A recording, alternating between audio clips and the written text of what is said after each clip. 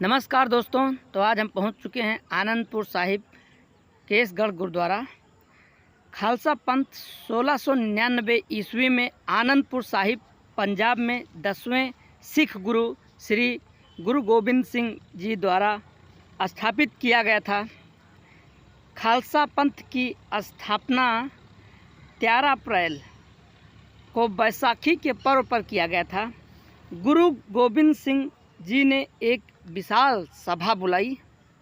सभा में उन्होंने एक तलवार निकालकर पूछा, क्या कोई है जो अपने सिर की बलि देने को तैयार है? एक एक करके 5 सिख सामने आए, जिन्हें पंज प्यारे यानी 5 प्यारे कहा गया।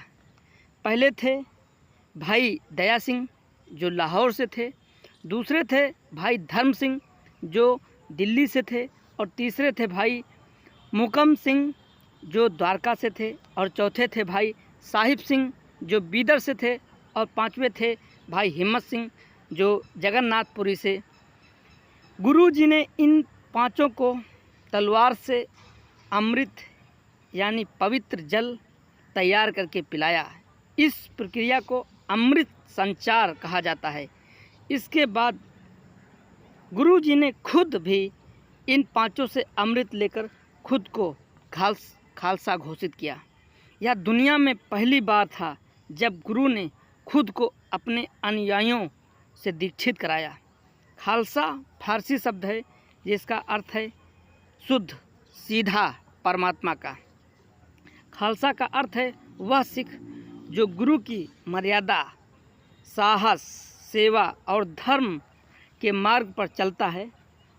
खालसा सिख को 5 ककार धारण करने होते हैं। पहला जो है वो है केस यानी बिना कटे बाल रखने होते हैं। दूसरा है कड़ा यानी लोहे का जो ब्रेसलेट है वो आपको हाथों में पहनना होता है।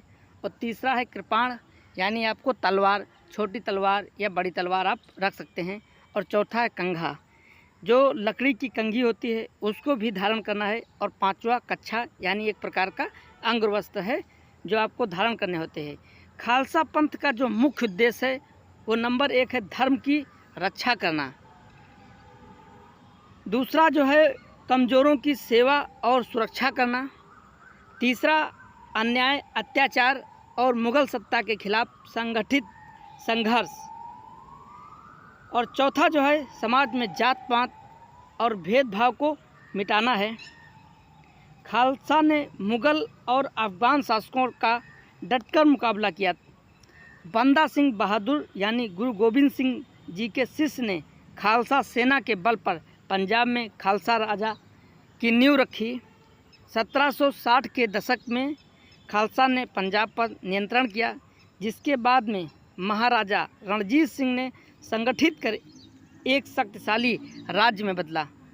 ये जो सामने आपको दिखाई दे रहा है ये आनंदपुर साहिब गुरुद्वारा के अंदर ही बना हुआ एक पार्क है, और ये पूरे परिसर में आप पार्क देख सकते हैं। खालसा पंथ आज भी सिख धर्म के अनुयायियों में एक आदर्श स्वरूप है। अमृतधारी सिख यानी जो खालसा हैं पूरी श्रद्धा और अनुशासन के साथ जीवन जीते हैं। खालसा सिख आज भी गुरुद्वारों, लंगर सेवा और मानवीय कार्यों में अग्रणी भूमिका निभाते हैं। आनंदपुर साहिब पंजाब के रूपनगर ज़िले में स्थित है। ये पंजाब के रूपनगर में आता है। एक ये पवित्र नगर के रूप में है। और ये सतलुज नदी यहीं थोड़ी दूर पर एक सतलुज नदी बहती है, उसी के किनारे, और हिमाचल से ये सटा हुआ है। इसीलिए यहाँ पर शिवालिक की जो पहाड़ियाँ हैं इसी के पास में ये नगर पूरा बसा हुआ है। 9वें गुरु तेग बहादुर जी का मूल नाम चक नानकी और गुरु तेग बहादुर जी की माता का नाम नानकी जी के नाम पर रखा गया था। गुरु गोबिंद सिंह जी का यही प्रमुख निवास स्थान था, अभी भी है। केसगढ़ साहिब गुरुद्वारा है। इस गुरुद्वारा का नाम है केसगढ़ साहिब, तथा आनंदपुर साहिब गुरुद्वारा प्रमुख गुरुद्वारा हैं। गुरु गोबिंद सिंह जी शराब पर, तंबाकू पर और मांस का त्याग कराया। नारी समानता, साहस, सेवा और सच्चाई की राह दिखाया। गुरुवाणी और सेवा दी। अकालगढ़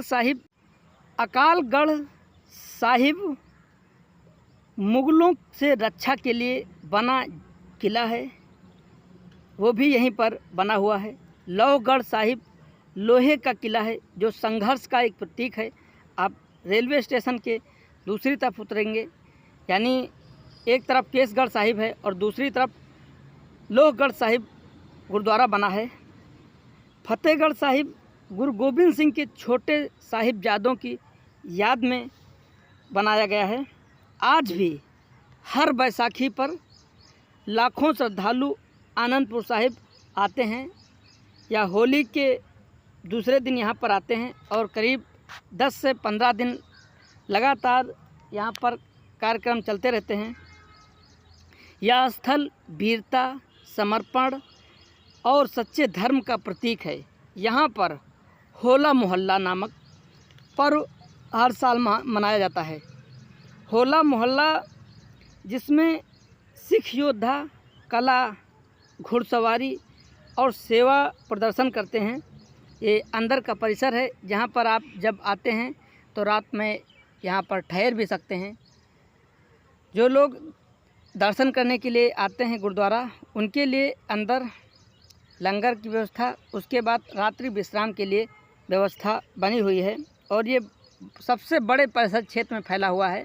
अलग अलग यहाँ पर कई लंगर चलते हैं। आप अलग अलग क्षेत्र में जाकर के लंगर चख सकते हैं और विश्राम करने के लिए बने हुए हैं।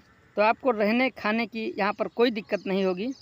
आनंदपुर साहिब सिर्फ एक नगर नहीं बल्कि सिख इतिहास की आत्मा है। खालसा पंथ सिर्फ एक धर्म नहीं बल्कि एक जीवन शैली है जो न्याय, सेवा और साहस के सिद्धांत पर आधारित है। सिख धर्म भारत का एक प्रमुख धर्म है जो 15वीं शताब्दी के अंत में पंजाब क्षेत्र में गुरु नानक देव जी द्वारा स्थापित किया गया था। यह धर्म एक ईश्वर की भक्ति, समानता, सेवा और न्याय के सिद्धांतों पर आधारित है। गुरु नानक देव जी ने धर्म, जात पात, मूर्ति पूजा और अंधविश्वासों का विरोध किया।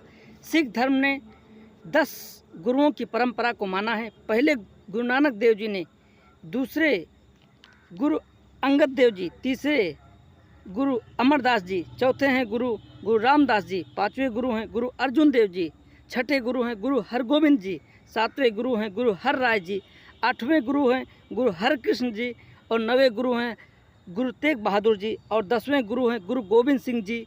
इन्होंने 1699 में खालसा पंथ की स्थापना की और गुरु ग्रंथ साहिब को अंतिम गुरु घोषित किया। गुरु ग्रंथ साहिब सिखों का पवित्र धर्म ग्रंथ है जिसमें गुरुओं की वाणी है। खालसा का अर्थ है शुद्ध ईश्वर को समर्पित। सिख धर्म के मूल सिद्धांत एक ईश्वर में विश्वास, नाम जपना यानी प्रभु का सुमिरन करना, किरत करना यानी ईमानदारी से काम करना, वर्ण छकना मतलब बांट कर खाना और सेवा करना, बिना स्वार्थ दूसरों की मदद करना, सभी मानव एक समान है इसमें विश्वास रखना। यही है हमारे गुरु खालसा पंथ की पहचान। तो आप लोगों को यह वीडियो ज्ञानवर्धक अगर लगे तो वीडियो को लाइक करें, शेयर करें और हाँ, चैनल को सब्सक्राइब भी करें। धन्यवाद।